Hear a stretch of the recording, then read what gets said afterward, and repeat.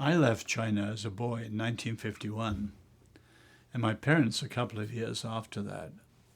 But after 150 odd years of Protestant missions, there were only 3/4 of 1 million Christians. And now there are upwards of 80, maybe 100, maybe more than that. There are more Christians in China than there are Communist Party members. So the growth of the church, where I happened to be born, was the epicenter of the fastest growth of the church in 2,000 years. But many years ago, 15 years or so ago, I was at a university in China at the Chinese Academy of the Social Sciences, and the discussion of the day was this: which ideology would replace Marxism? And as they put it, the party is in power, the ideology is hollow. And the word vacuum, vacuum, vacuum came up all day. And as they put it then, this is 15 or so years ago, would China go nationalist?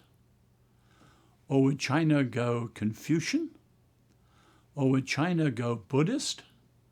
Or, in a number of decades, would the Christian faith be the majority faith in China? Well, that discussion was before Xi Jinping.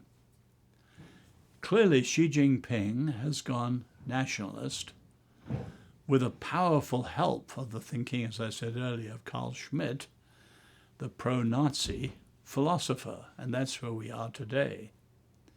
And he's giving a sort of window dressing to it through all the stress on Confucianism throughout Western universities. But it's basically nationalist. And so they're coming down very hard on the Uyghurs and on Falun Gong, and above all, on the house churches. In other words, any organization or institution that is an alternative authority is a rival and must be squelched. I think that's where we are today. But the great challenge is the difference between the authoritarian control and the amount of freedom which technology brings. Take the internet. Will that eventually bring down totalitarianism? I don't know, only the Lord knows.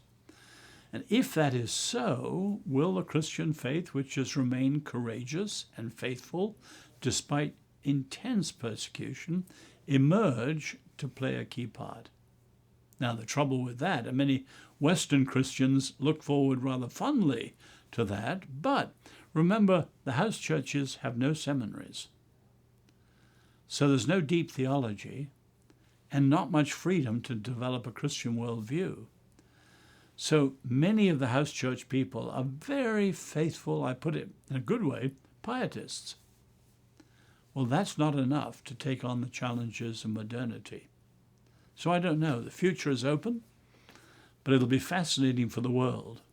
And obviously very important for China and very important for the whole world, because if Xi Jinping's nationalistic China prevails, the world's in trouble.